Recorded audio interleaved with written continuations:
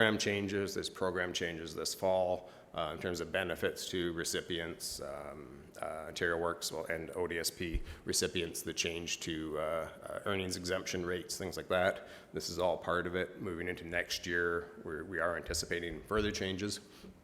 I've been working, this is like my 27th year working in this sector.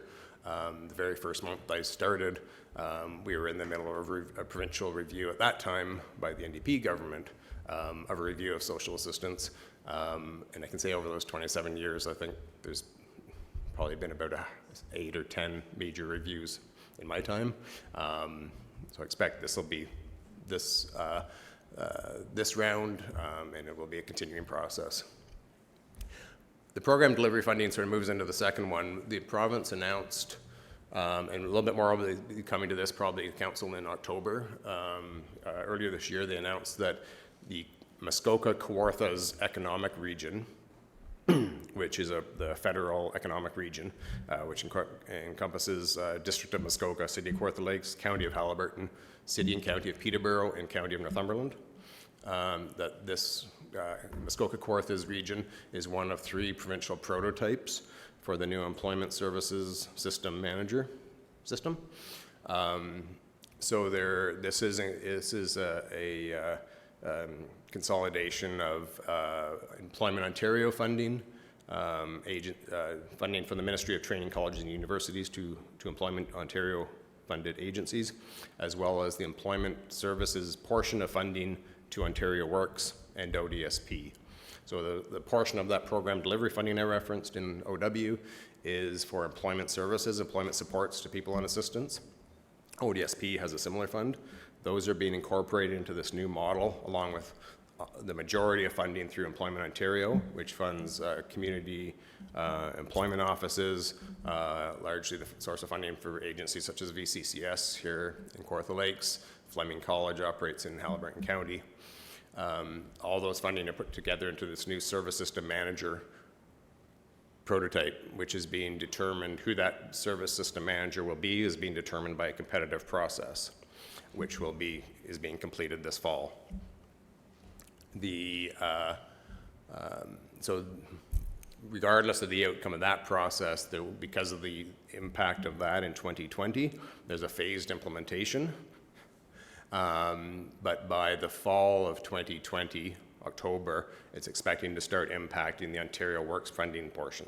So we don't know the details of that. We're expected to get those in the next month or so. We've been told, but again, how that'll impact our budget, services, and operations is yet to be seen. Moving on to the childcare funding changes, as Director Stover mentioned yesterday about the provincial changes, there's a number of changes that were announced back in the spring around childcare funding. Some of those were backed off a little bit, and we have a 3-year implementation plan for those changes now. Some take effect 2020, some 2021, some 2022. And we still don't know fully the impact for 2020, other than one large allocation within there is the operating dollars for expansion projects.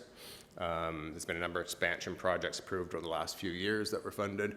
So the operating dollars associated with those, they're identifying that there's now going to be a 20% municipal cost share required for it. Starting in 2020, they have said that actually for 2020, it's an expected contribution. It's not mandatory to cost share it for 2020. It's not clear whether it will be mandatory the following year or it'll stay at, this is your 80%, and there's the option to contribute 20%. Again, some of those details we're waiting for. We don't know the exact dollar amount in there yet as well. The long-term care funding changes, I think, were announced a couple months ago. There's some changes that were announced to take place in July, and some of those were delayed until October. One of the biggest ones was the elimination of the structural compliance per diem. That was a small per diem. It totaled about $151,476 per year. And that was what previously we had always allocated to the Victoria Manor capital budget. to cover for that. The elimination of that funding in October this year means there's no specific funding for that. So in the capital budget this year, or for 2020, you'll see the budget line there for the capital program but no associated revenue for it. Victoria Manor redevelopment plan is continuing, and this goes in part to planning and hoping to have discussions with the ministry around their broader plan for increasing, as councillors mentioned earlier, 15,000 new beds that they announced to create over the next 5 years, as well as the upgrading of 15,000 other beds, where there's been some sort of indication that they might be willing to look at options around the existing facility. So we're a project to proceed to redevelop Victoria Manor as a new facility. What opportunity is there for the ministry to fund the existing facility to remain a long-term care home with some parameters or something else? So could there be an opportunity to build a new facility at 160, 190 beds, but maintain all or most of those 166 beds as well to actually increase, as opposed to just looking at a new facility and decommissioning or doing something else with the existing building? Coming forward this fall, I believe in November, will be the revised housing and homelessness plan that hopefully is mentioned previously. That will be implemented with its revision, and upgrading will be implemented starting next year. And as well, as referenced yesterday or numerous times, the electronic document record management system is being implemented starting, I believe, in January at Victoria Manor. For Human Services, that's the first one to begin that process. And just had some of my other comments. I think I covered those. And with that, thank you. Questions? Great, thank you. We'll get a motion to receive. Councillors Dunn and Elmsley. Councillor Dunn, you had a question? Thank you, Mr. Mayor. Going back to Ontario Works, my understanding is the current government has frozen the funding for Ontario Works. That is they've identified for 2020 that program delivery funding, yes, primarily the administration, is limited, and for 2019 as well, was frozen at the 2018 actual level. Okay, so their actual funding level from a subsidy for 2018 is what it's frozen at for 2020. Okay, so would that capture the people that were on the basic income that have now returned, that have left Ontario Works, and because of the cancellation of the basic income have now returned to Ontario Works? Would the 2018 funding level capture that, or would it be for the administration, the majority, yes.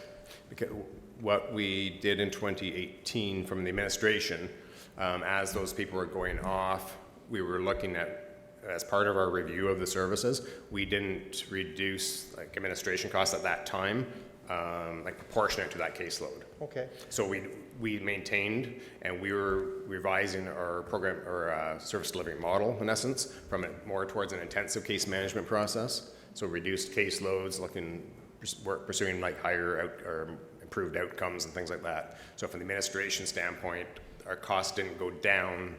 That would be reflected in a freeze to there. Okay. All right. Yeah, I got you. Forget.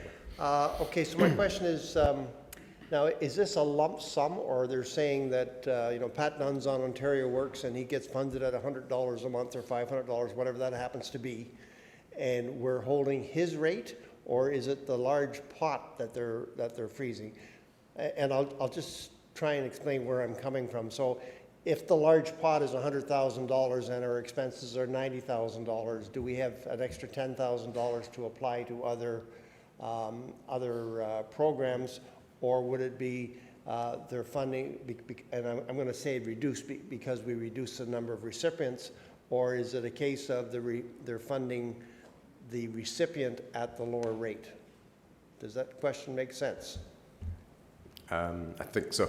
Okay. It's not affecting, I'm not sure if you're asking this, it's not affecting the benefit rates paid to recipients at all. Okay. That's maintained the same and actually increased this fall. Okay. So it's just basically the administration component Oh, for okay. our All right. administration of the program that's frozen. Rates to recipients, I think they went up effective October 1st of this year. For OW and ODSP, I think it was increased by 1.5%, the basic rate. No indication yet. It's usually the fall that those rates change. So it's just the administration? It's just the administration component for the service delivery agent. So if we have 10 more people that come on, we still have funding available for them then? Or funding would be created The for them? benefits, yeah. The Yes. benefits, Okay, social all right. assistance benefits to the recipients are 100% provincial. Okay. And technically, there's no limit to that. I'm good, thank you. Thank you. Councillor Helmsley? Thank you, Mr. Mayor. Thanks, Rod, for the presentation. Just one question. About, 2-3 years ago, we brought in a new computer system, and it was pretty onerous on staff to use it, and stuff had to be re-inputted many, many times, and there were a number of deficiencies identified with it. Are things starting to smooth out with that, or are we still struggling with it? And if we're still struggling with it, are we getting any help from the province? Through you, Mr. Mayor, I would say we've adapted to it. We've become accustomed to it. It is not, I would say, it definitely does not work to its optimum or to its, the sales pitch that was initially provided to the province, I would imagine. The province continues the previous system up until it was decommissioned after it was in place for 12 years. Even it was having regular upgrades probably every other month. This system will probably be the same. There's fixes done, there's patches done on a regular basis to improve it, some because of deficiencies, some because of changes to legislation to adapt to that. But from an ideal standpoint, it's far from ideal in terms of the how onerous it is to work through. But I would say it's probably working as close to possibly as to how it was designed.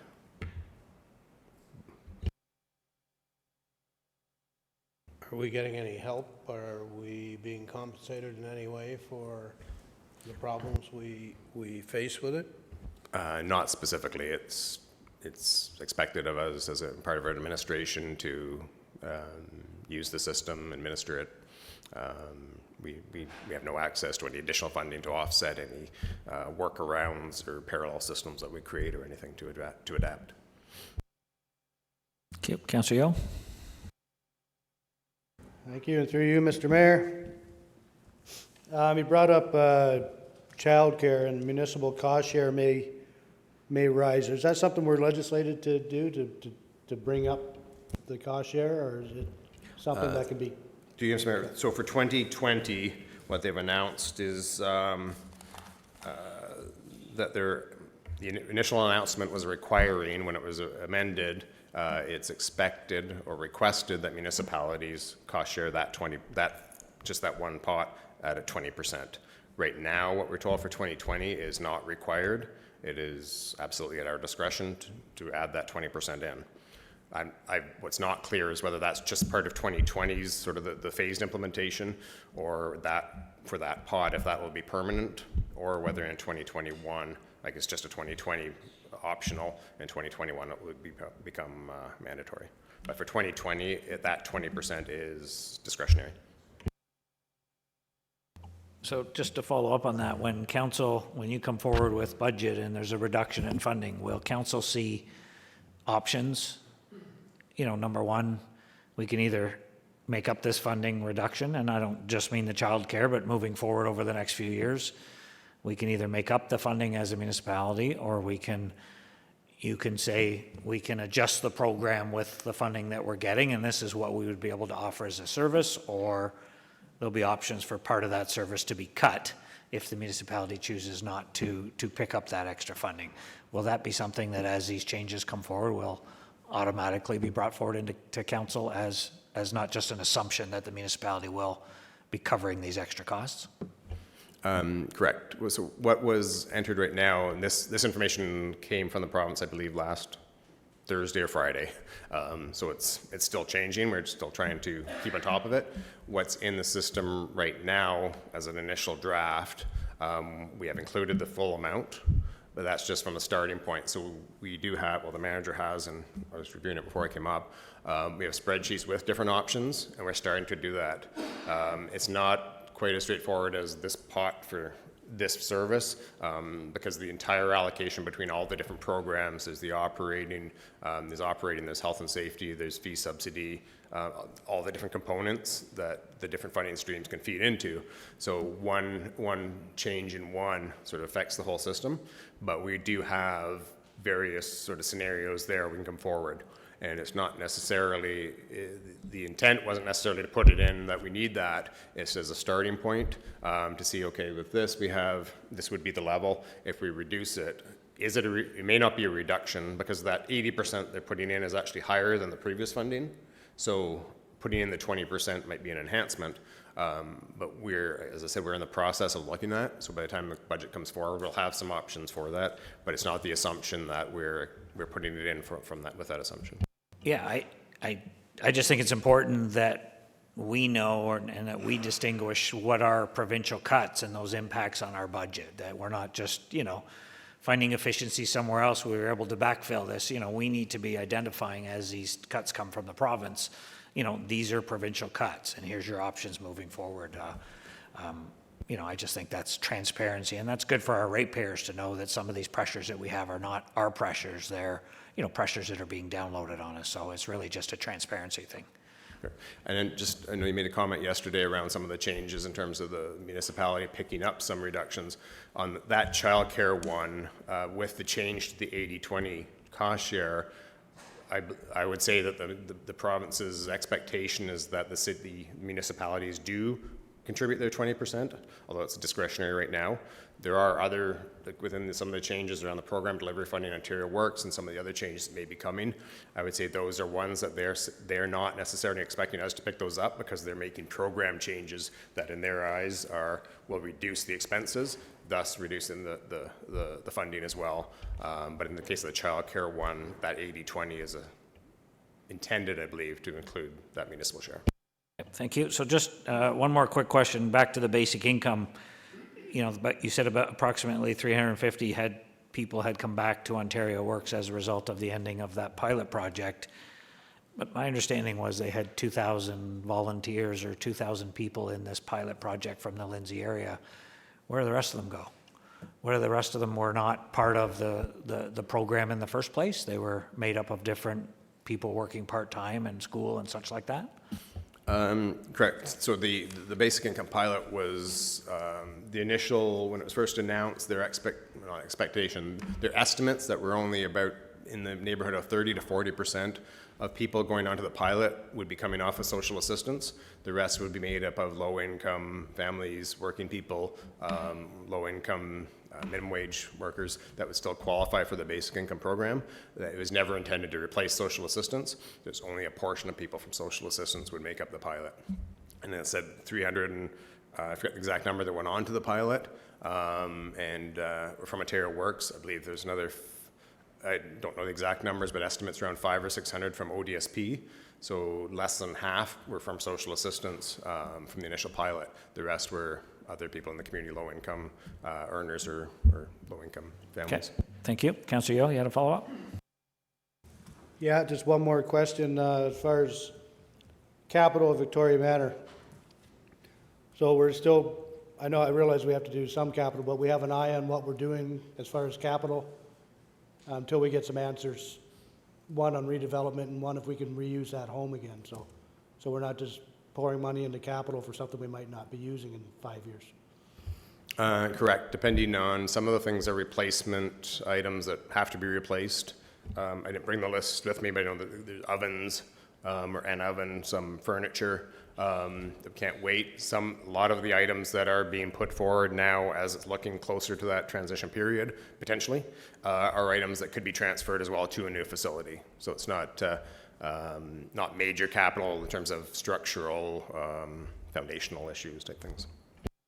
How many staff did you say you had in your department? How many staff? Victoria Manor or total? No, the total in your Between department. Victoria Manor and it'd be about 240, combination full-time, part-time. So almost more.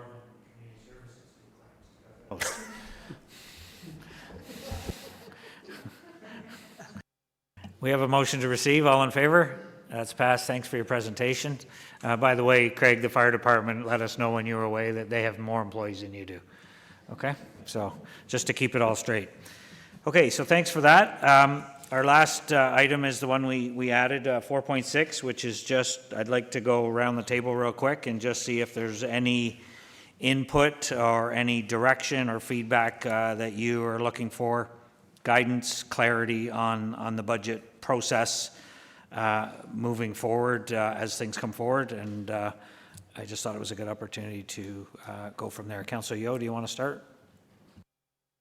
Sure. If I could give you a motion here that the ambulance service staff, and help me with this one because I just kind of did it, that ambulance service staff bring back a plan or proposal for cost avoidance in the area of overtime as a result of offloading at Ross Memorial Hospital.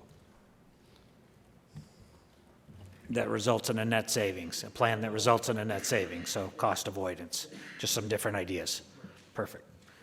Does that give you enough direction, Chief, to sort of come back with a few different ideas? Okay, you're okay with that, Kathy, or Madam Clerk, sorry? Do you have it? Sure, Andy. Can I get a seconder for that motion? It's Councillor Seymour Fagan. Do you want to speak to it, or pretty straightforward? Yeah. Councillor Seymour Fagan, you're good? Any other comments? Just looking for some, and it'll be brought back as part of the budget process. Okay? All in favor? That's passed. Thank you.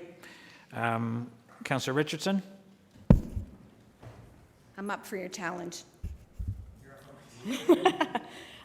So with us in works on our strategic plan moving forward for 2020 to 2023, what projects are you looking at prioritizing with the operating pressures that we're having right now with all the different cutbacks for the province? Are we prioritizing how we're looking at things moving forward for next year in your departments, or? And I'm looking at the CAO. Great. I thought you were looking at me. That's good. Go ahead. Through you, Mr. Mayor. So you may have recognized sort of generally in the template presentations, one of the things that we moved towards in this cycle was budgeting. We call it budgeting to priorities. And so it's really taking the action plan language from the current strategic plan and highlighting for council where we're moving ahead on those actions. So you saw electronics documents was a priority to make happen under our good governance priority, for example. You heard from economic development today as another example. One of the strategic priorities was advancing tourism and updating the strategy. And so that is in the budget and in the work plan for 2019. So because we're now we're going into a transition to a new plan, the baseline, I'll call them those main priorities. So the economy, the environment, quality of life, and good governance are really ongoing. And so what we're expecting council to do now is, as part of the new plan, endorse those actions. So I'm actually flipping the question back to you a little bit, that we're going to be prioritizing actions to continue to move in those priority areas. I sort of look at it as a set of levers and sort of saying, this is where we want to go in the long term. But then within those priority areas, you as a council, where do you want to move going forward? So that was a long-winded answer to say we're going to highlight in the budget document still how we're budgeting to priority moving forward year over year. Hopefully that helps. Give you what you needed? Okay, good. Councillor Riley, next, you got anything? Well, just a couple things. First of all, I think, I'm not going to get into suggesting we have a 3 or 4 or 5% tax increase. I think we have a good budget plan. I think we should stay on track with that. It'll be subject to things that come up in the budget when actual numbers come in, of course. But I think we should stay in that plan. And I'd also suggest that maybe we shouldn't come with a whole bunch of special projects. I think we have a lot of projects, we have a lot of budget, and we have a lot of budget pressure. So I would be my suggestion that that's up to the individual councillors, but that we should stay on course and not come with a lot of special projects. Special projects as in like decision units? Yeah. Right, okay. Thank you. Councillor Vale, anything? Nothing? Coun-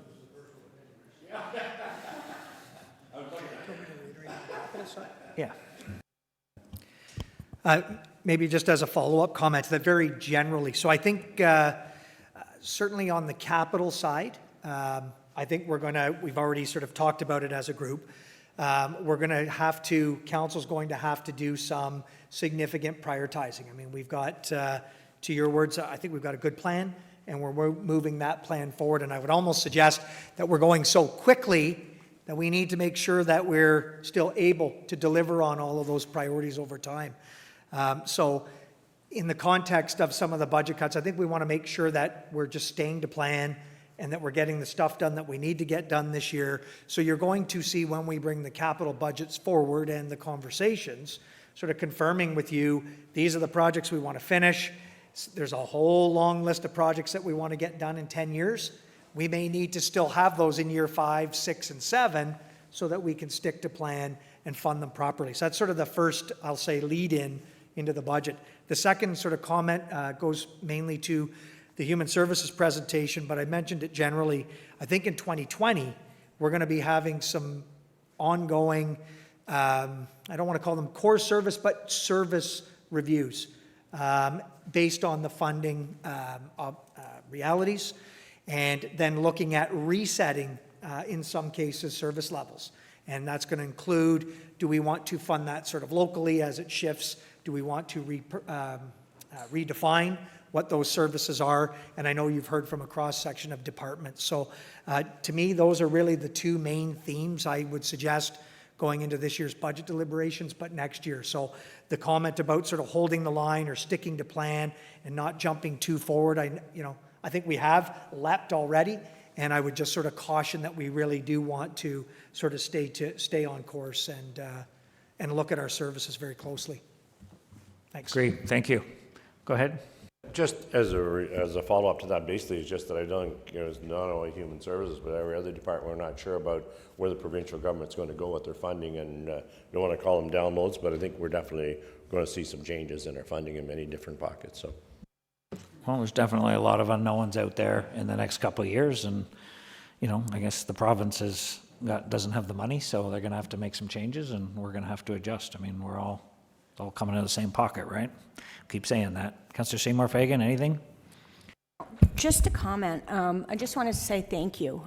Over the last 4 years, how much more streamlined the budget process is and how much more it's easier to understand. My first year, I was like, I don't know what you're talking about, but now absolutely. So thanks. Thank you for.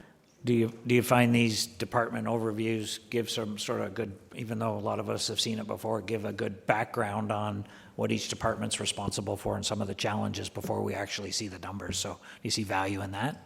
Absolutely, because there's some questions that people have, they can bring them up, and otherwise they can ask the departments individually. But I think it's an overview, so everybody can hear it. So yeah, thank you. I think it's made a big difference. Good, thank you. Councillor Helmsley, sorry? Sorry, through you, Mr. Mayor, I just want to add, because I think we may have missed it in the morning, and thanks for reminding me. In terms of the process itself, I'm glad that it's an iterative process too, and I know that there was some comments in the spring from council of other information that they wanted in the base budget, and I can certainly tell you that that was heard loud and clear. So you're going to see the budget again sort of improve, or it's just continuing to cycle. So there'll be some added information and explanations in the various budgets that you asked for in the spring as well. So stay tuned for that. And certainly want to keep hearing that if there's info you need.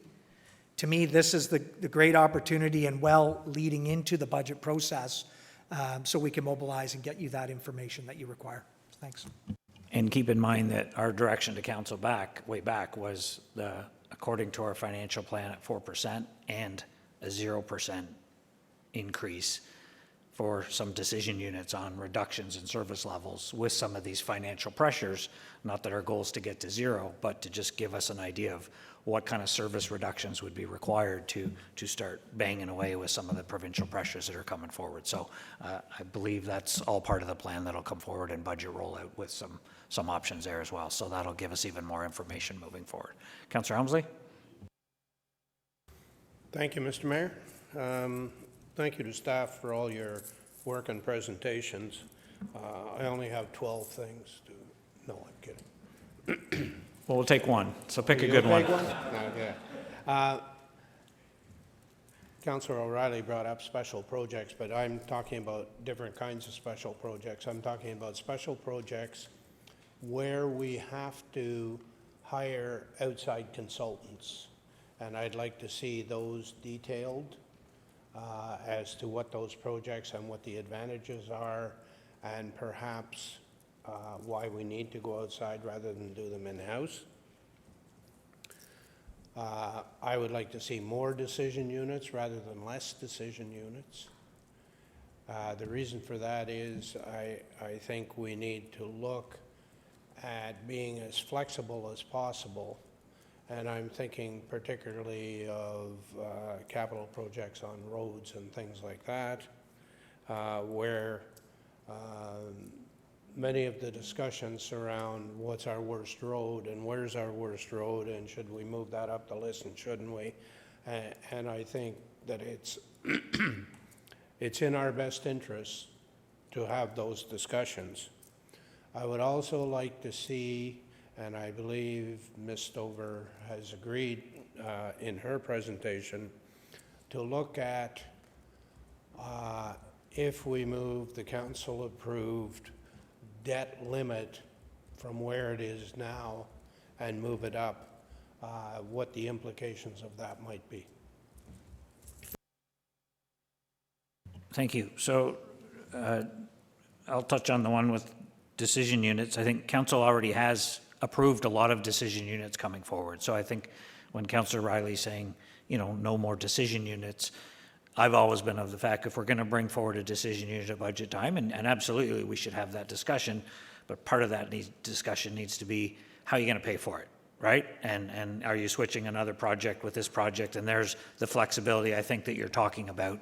I think where the frustration comes in is when we've got those budget pressures and we have this list of $3 million of decision unit that everybody wants to add to the budget, but we have no means, you know, to pay for it. So it's almost like it needs to be a two-phased approach as we move forward. Regarding the outside consultants director, is that something that can be tied in with our special projects, that when that comes forward as a separate budget item, that we can break that out a little bit, which of these are in-house special projects, which of these are consultant driven? I think pulling special projects out will give us a lot of that information to start with, but we can take it from there. So good. Okay. And then the debt limit, I think increasing the debt limit as part of the budget process will certainly be part of the options. I know with all the pressures we have moving forward, that's going to obviously be one of the solutions, either that or pulling it back the other way. So I think you'll see that coming forward at budget. If I think you're bang on. So I think it'll be part of that process. So we won't say we'll agree with it, but I think it'll be part of the process coming forward. So thanks.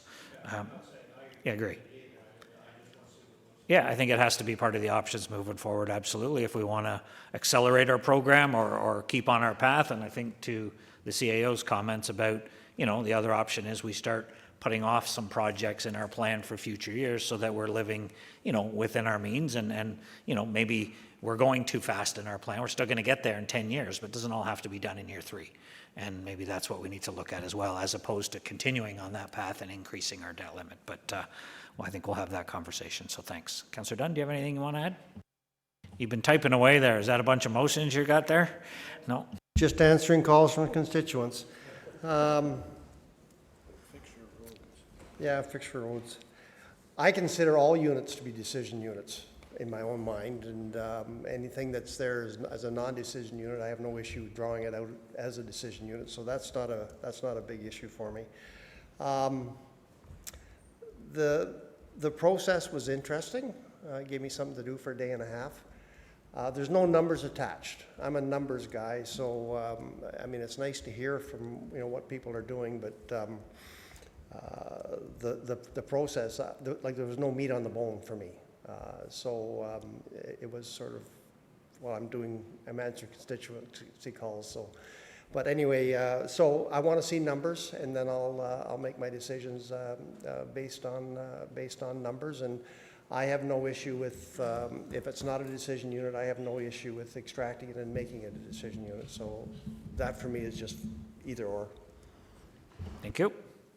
Any other comments, feedback, nothing? Okay. That was 4.6. We'll just get a confirming bylaw for today's proceedings. Special council meeting Wednesday, September 18th. Councillor Helmsley, Vale, Councillor Vale, all in favor? That's passed. And a motion to adjourn, please. Councillor Yeo and Richardson, all in favor? That's passed. Are there closed packages ready in their mailboxes? Yes, there are. If you want to pick up your closed packages for council before you leave, they are in your mailbox. Thank you. We'll see you all on Tuesday.